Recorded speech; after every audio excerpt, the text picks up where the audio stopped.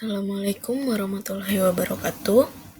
Pada video kali ini, saya Yuniardi Astuti akan mempresentasikan chapter ke-23 dari buku Global Logistik, di mana chapter ini berjudul International Road and Rail Freight Transport Activity yang ditulis oleh Jacques Leonardi dan kawan-kawan.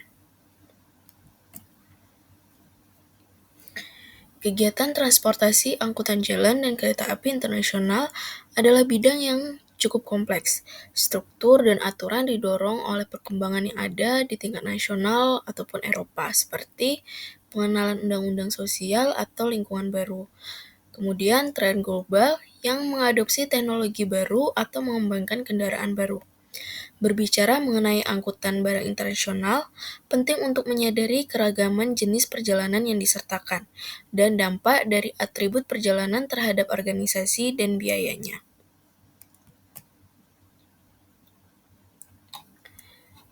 Selanjutnya, bagaimana mengenai recent international trade activity and transport, economy factor and trends.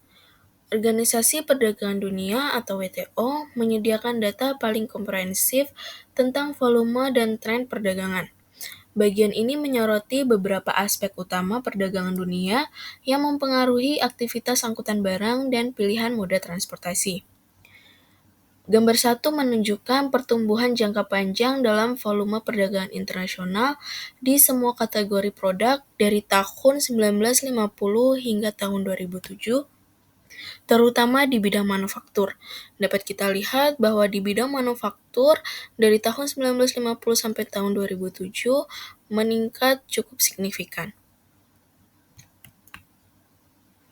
Secara umum, pertumbuhan perdagangan telah melampaui peningkatan produk domestik bruto atau PDB selama periode tahun 2000 hingga tahun 2006. Pertumbuhan perdagangan juga mencapai 2 kali lipat peningkatan dari PDB. Dalam hal nilai produk, 6 arus teratas antar kawasan dunia hanya melibatkan 3 kawasan, yaitu Eropa, Asia, dan Amerika Utara. Dengan perdagangan di dalam dan antar kawasan ini menyumbang 3/4 dari nilai perdagangan dunia. Arus internal Eropa saja membuat hampir sepertiga dari semua perdagangan internasional. Tabel 1 menunjukkan pertumbuhan tahunan rata-rata dalam perdagangan ke dan dari masing-masing kawasan dunia selama tahun 2000 hingga 2006. Secara global, nilai barang yang diperdagangkan meningkat rata-rata sebesar 11% per tahun. Amerika Utara mencatat rata-rata pertumbuhan yang lebih rendah. Sedangkan wilayah-wilayah yang kurang terlibat dalam perdagangan internasional mengalami tingkat rata-rata pertumbuhan yang lebih tinggi, tetapi tetap relatif tidak signifikan dibandingkan dengan Eropa, Asia, dan Amerika Utara.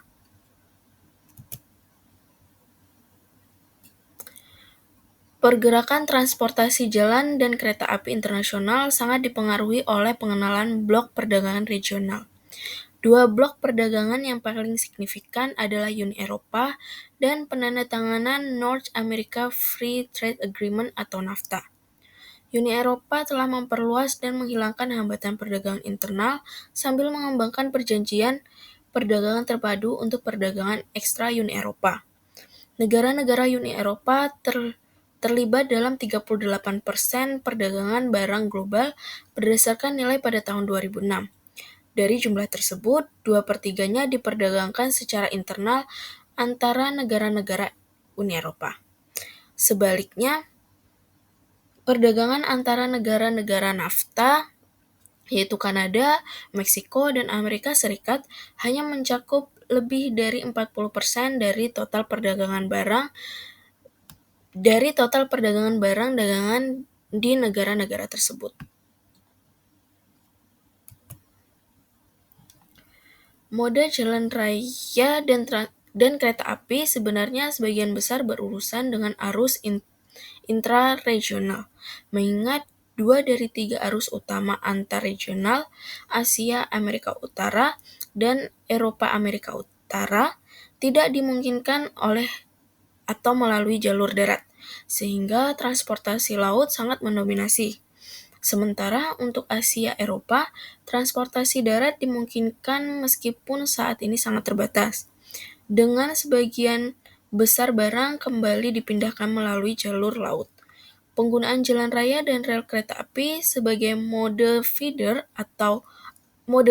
untuk layanan maritim antar regional ini menghubungkan asal pedalaman dengan ke daerah tujuan.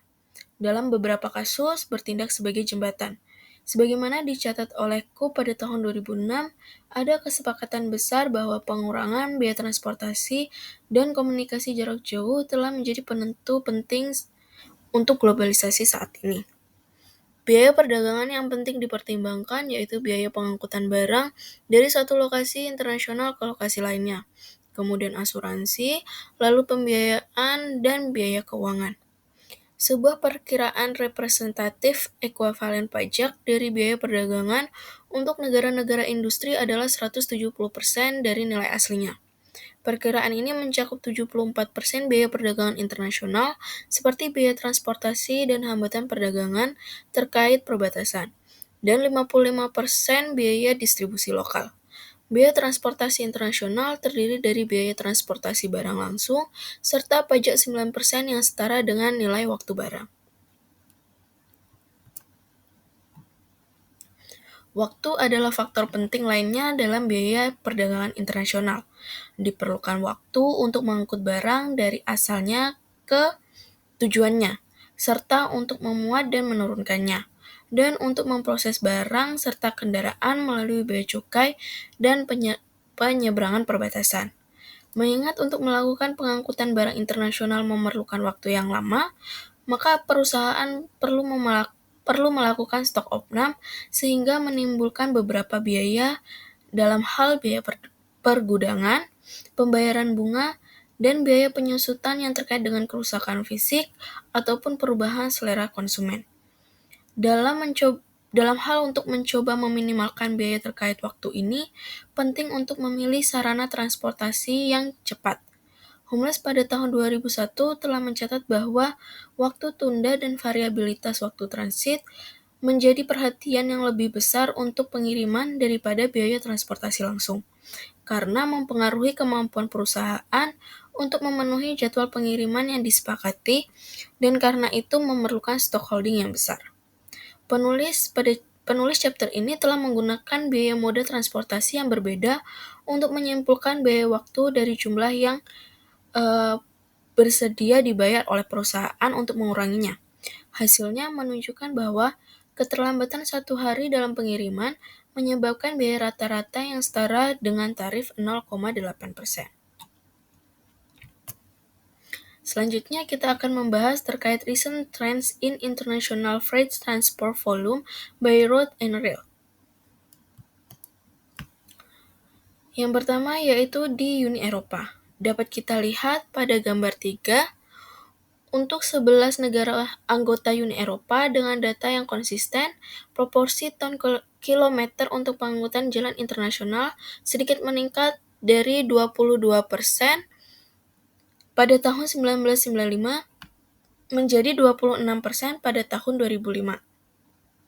Dari volume lintas negara untuk subset negara anggota ini, 90% pada tahun 2005 adalah antar negara-negara yang berdekatan. Gambar 4 menunjukkan bahwa untuk negara-negara Uni Eropa 25, tidak termasuk Yunani dan Malta, 30% volume angkutan jalan raya pada tahun 2005 bersifat lintas batas atau lintas negara, dengan 15% volume lintas batas adalah lintas perdagangan, mewakili insiden transit yang lebih besar di negara-negara Eropa Timur tertentu. Sebaliknya, pada gambar 5 menunjukkan arus internasional lebih signifikan di pasar kereta api. Sebanyak 51% dari volume angkutan kereta api di 25 negara Uni Eropa pada tahun 2005 bersifat lintas negara. Seperti halnya jalan raya, sebagian besar volume ini berada di antara negara-negara yang berdekatan, dengan hanya 20% dari total volume internasional yang transit di negara-negara perantara. Meskipun tidak ada data statistik yang konsisten dari waktu ke waktu di Eropa, terdapat analisis tren di masing-masing negara yang mengungkapkan peningkatan pangsa arus internasional untuk sistem perkeretaapian nasional. Misalnya, angkutan kereta api internasional meningkat dari 37% pada tahun 1995 menjadi 47% pada tahun 2005 di negara Jerman. Kemudian di Belanda peningkatannya dari 76% menjadi 79%. Selanjutnya di Amerika Utara, tabel 2 merangkum arus angkutan jalan dan kereta api antara Amerika Serikat dan Kanada dan Meksiko pada tahun 2006. Kedua mode transportasi ini dominan untuk ekspor dari Amerika Serikat, di mana 60-65% tonnase adalah melalui jalan darat atau kereta api, sedangkan transportasi air dan dalam kasus di Kanada, saluran pipa adalah mode transportasi penting untuk impor ke Amerika Serikat. Pada tahun 2002, angkutan jalan internasional menyumbang hanya 2% dari total angkutan jalan yang diangkat dari dan di dalam Amerika Serikat. Angka yang sesuai untuk kereta api internasional adalah 6%. Jika diukur dalam ton yang diangkat, barang yang dikirim ke pelabuhan akan dihitung sebagai nasional daripada internasional untuk pergerakan jalan dan kereta api. Dalam kombinasi ini, jalan dan kereta api mewakili 32% dari ton internasional yang diangkat ke dan dari Amerika Serikat. Kemudian untuk Eropa ke dan dari Asia. Layanan kereta api dari Cina ke Eropa melalui Asia Tengah memakan waktu sekitar 20 hari, sedangkan jalur laut memakan waktu sekitar 2 minggu. Jika melalui jalur darat, diperkirakan perjalanan dari Eropa ke Asia akan memakan waktu sekitar 2 minggu. Cina saat ini sedang mengembangkan jaringan jalan raya dan infrastruktur kereta api di seluruh negeri yang akan terhubung dengan koneksi ke Kazakhstan, Mongolia, dan Rusia. Tabel 3 menunjukkan perkiraan pembagian modal untuk peti kemas antara Eropa dan Cina. Hal ini mencerminkan fakta bahwa transportasi laut masih mendominasi arus peti kemas saat ini. Selanjutnya, kita akan membahas terkait International Road Freight Transport, Recent Development and Challenges. Yang pertama, pengembangan dan tantangan dalam pembangunan infrastruktur. Infrastruktur dasar untuk transportasi jalan internasional tersedia, tetapi missing link dapat membatasi pemilihan rute. Kapasitas yang tidak mencukupi pada beberapa koridor dan buruknya kualitas infrastruktur dapat menambah biaya dan waktu transportasi darat. Secara umum juga terdapat kekurangan fasilitas infrastruktur seperti depo peti kemas darat, khususnya di perlintasan perbatasan, untuk mendukung konsolidasi dan distribusi barang dan transshipment antara layanan jalan raya dan kereta api. Jaringan e-route internasional di Eropa, yaitu sistem penomoran jalan di Eropa, mencantumkan rute jalan yang diikuti oleh arteri lalu lintas yang ditentukan dalam Perjanjian Eropa tentang Arteri Lalu Lintas Internasional Utama atau EGR yang ditandatangani di Jenewa pada November 1975. Asia juga memiliki jaringan jalan padat yang menghubungkan kota-kota besar, terutama di bagian selatan benua, termasuk India, Pakistan, dan semenanjung Asia Tenggara, sepanjang 141.000 km yang menghubungkan 32 negara Asia dengan hubungan ke Eropa. Salah satu kebijakan infrastruktur Eropa yang terkemuka adalah Jaringan Transportasi Trans-Eropa atau TEN-T. Didirikan pada tahun 1993 untuk membantu menempatkan jaringan transportasi Trans-Eropa yang berkualitas tinggi.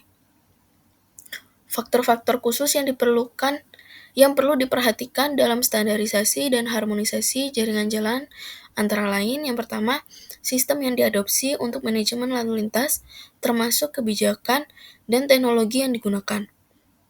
Yang kedua, pengaturan lintas batas dan waktu tinggal yang disebabkan oleh kebijakan bea cukai. Kemudian, rambu dan informasi jalan termasuk kondisi lalu lintas dan perbaikan jalan. Lalu yang keempat, fasilitas pemberhentian truk termasuk lokasi dan layanan makan dan istirahat untuk para pengemudi. Kemudian operasi darurat, jaminan minimum waktu respon, dan lain sebagainya. Lalu perbaikan, pemeliharaan, dan layanan kendaraan darurat dalam hal kendaraan mengalami kerusakan. Lalu yang terakhir, sistem manajemen bencana seperti pemadam kebakaran, dan lain-lain. Yang kedua, pengembangan dan tantangan terkait kebijakan atau regulasi, yaitu perjanjian antar negara dalam transportasi angkutan jalan internasional. Beberapa perjalanan internasional dapat melibatkan kendaraan atau barang yang melewati, yaitu transit, banyak negara yang berbeda untuk sampai dari tempat pengambilan ke tempat pengiriman. Negara yang berbeda cenderung telah mengembangkan berbagai peraturan nasional yang mengatur kendaraan barang, pergerakan barang, dan peraturan untuk para pengemudi. Untuk mengatasi perbedaan utama, perlu dikembangkan konvensi untuk mengatur operasi angkutan jalan internasional. Terdapat 4 instrumen hukum utama yang menangani lalu lintas transit dan transit pabean, yaitu Convention and Statute on Freedom of Transit pada tahun 1921, kemudian General Agreement on Tariffs and Trade yang dibuat pada tahun 1947, lalu Convention on Transit Trade of Landlocked States pada tahun 1965, dan United Nations Convention on the Law of the Sea pada tahun 1982. Kemudian pengembangan dan tantangan terkait liberalisasi transportasi angkutan jalan internasional. Perjanjian Roma mengatur pembentukan kebijakan transportasi umum berdasarkan prinsip-prinsip ekonomi pasar bebas yang dimaksudkan untuk menghilangkan hambatan persaingan bebas antara operator transportasi dari negara yang berbeda. Otorisasi komunitas multilateral diperkenalkan pada tahun 1969, yang secara bertahap menggantikan perjanjian bilateral antar negara. Pembentukan pasar Eropa Tunggal adalah katalis untuk liberalisasi penuh dalam angkutan jalan internasional. Dengan penghapusan otorisasi multilateral ini dan pengenalan lisensi Komunitas Eropa. Sebuah studi baru-baru ini cenderung menunjukkan bahwa deregulasi memiliki efek positif yang besar pada pertumbuhan angkutan truk internasional dan bahwa liberalisasi Uni Eropa tidak mengarah pada pergeseran permintaan angkutan jalan internasional ke negara-negara berupah rendah.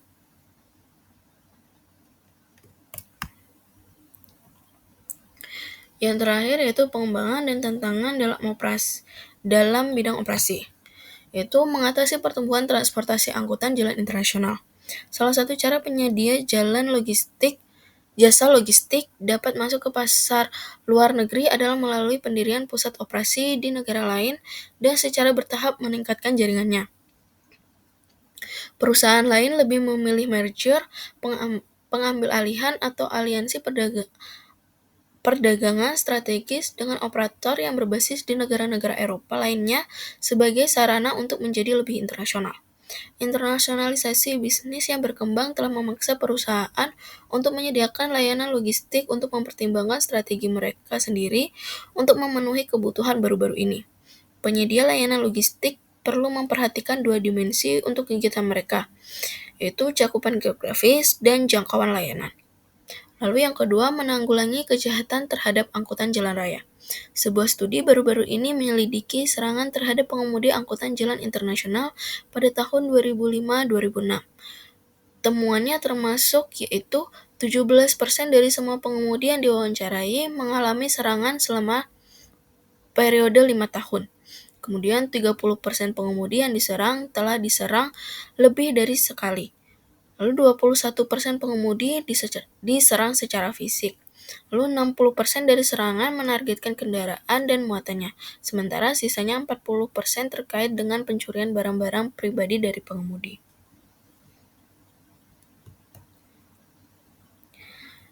Selanjutnya kita akan membahas terkait factor influencing recent trend in international rail freight transport. Yang pertama yaitu di bidang infrastruktur. Persyaratan fisik yang paling penting untuk memungkinkan lalu lintas angkutan kereta api lintas batas adalah koneksi jaringan yang aktif. Di Eropa, berbagai jaringan perkeretaapian nasional secara relatif saling berhubungan dengan baik, meskipun kualitas hubungan internasional seringkali di bawah standar dibandingkan dengan koridor domestik, di mana koneksi lintas batas fisik memang ada. Salah satu kendala infrastruktur terbesar untuk arus kereta api internasional adalah keputusan histori yang dibuat oleh berbagai negara untuk mengadopsi pengukur lintasan yang berbeda, yaitu jarak antara kedua rel, ketika membangun sistem kereta api mereka. Ada dua pengukur utama, yaitu metrik sebesar 1000 mm dan standar sebesar 1435 mm. Masalah terkait infrastruktur lainnya adalah perbedaan voltase pada saluran listrik, yang secara tradisional membutuhkan perubahan lokomotif di perlintasan antar negara. Hal ini cenderung tidak menjadi hambatan yang signifikan secara perbedaan pengukuran lintasan, karena perubahan lokomotif dapat diselesaikan dalam waktu yang lebih singkat daripada mengukur ulang gerbong di seluruh kereta. Dalam banyak kasus, lokomotif diesel digunakan untuk layanan lintas batas, dan lokomotif listrik multitegangan telah diperkenalkan untuk beroperasi secara internasional. Sejumlah inisiatif telah dikembangkan untuk mencoba mengintegrasikan jaringan kereta api domestik dengan lebih baik untuk menyediakan koridor jarak jauh berkualitas lebih tinggi, terutama di Eropa. Jika jika rangkaian skema yang saat ini diusulkan atau sedang dibangun membuahkan hasil, konektivitas jaringan kereta api di seluruh Eropa dan Asia akan ditingkatkan secara signifikan, yang akan membuka berbagai peluang perjalanan internasional baru. Kemudian yang kedua yaitu terkait kebijakan atau regulasi. Di banyak bagian dunia, perkeretaapian dipandang sebagai tanggung jawab sektor publik. Namun, seiring waktu, banyak negara telah memulai proses liberalisasi. Belum ada metode standar liberalisasi, tetapi persaingan antar perusahaan angkutan kereta api sekarang lazim di banyak negara. Seperti yang ditunjukkan pada tabel 4, ada perbedaan besar dalam proses yang diterapkan di Amerika Utara dan Eropa. Akibatnya masih ada peran yang jauh lebih besar untuk sektor publik dalam penyediaan kereta api di Eropa. Ini mungkin juga diakibatkan oleh pasar Eropa yang terfragmentasi daripada situasi di Amerika Utara yang lebih terintegrasi, di mana hanya ada 3 negara di dataran yang luas. Kebijakan publik tetap menjadi isu penting terlepas dari sifat pasar. Uni Eropa melihat pertumbuhan aktivitas angkutan kereta api internasional sebagai tujuan politik untuk alasan ekonomi, lingkungan, dan sosial. Selama dekade terakhir, Uni Eropa telah menyetujui serangkaian paket kereta api yang bertujuan untuk meliberalisasi pasar angkutan kereta api, terutama yang berkaitan dengan lalu lintas batas antar negara. Yang terakhir, terkait dengan operasi. Ada berbagai cara di mana operasi angkutan kereta api dipengaruhi oleh internasionalisasi kegiatan transportasi. 3 di antaranya menunjukkan kisaran efek, yaitu perluasan geografis operator, layanan internasional baru yang disediakan oleh kerjasama antar operator, lalu koridor jembatan darat. Awal 1990-an adalah perluasan Wisconsin Central, sebuah perusahaan kereta api Amerika Serikat yang sekarang menjadi bagian dari Canadian National, ke Selandia Baru, Kanada, Inggris, dan Australia. Seringkali melalui pembelian operasi angkutan kereta api yang diprivatisasi oleh pemerintah. RZD, perusahaan kereta api umum Rusia, telah mengembangkan kemitraan dengan sejumlah negara tetangga, paling tidak dengan mendirikan usaha patungan Eurasia Rail Logistics yang mencakup Jerman, Polandia, dan Belarusia. Jembatan darat di Amerika Serikat, di mana peti kemas yang dikirim melintasi Pasifik dari Asia dipindahkan ke pantai timur. Sudah cukup baik atau sudah cukup mapan, dengan peti kemas internasional menyumbang sebagian besar dari 15 juta perkiraan unit antar moda yang dipindahkan dengan kereta api dari barat ke timur Amerika Serikat. Dari pembahasan di chapter ini terdapat beberapa kesimpulan, yaitu ada ruang untuk peningkatan yang cukup besar dalam efisiensi angkutan jalan dan kereta api internasional di banyak wilayah. Kemudian ada potensi dalam angkutan kereta api khususnya untuk waktu transit yang lebih pendek dan kemungkinan dalam pengurangan biaya.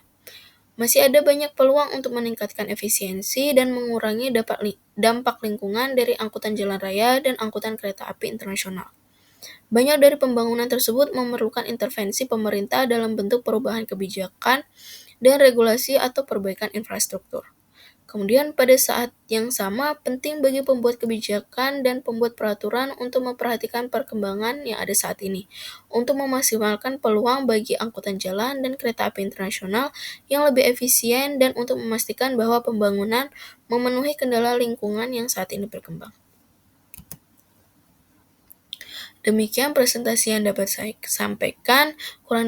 Kurang dan lebihnya saya mohon maaf. Terima kasih juga atas perhatiannya. Wassalamualaikum warahmatullahi wabarakatuh.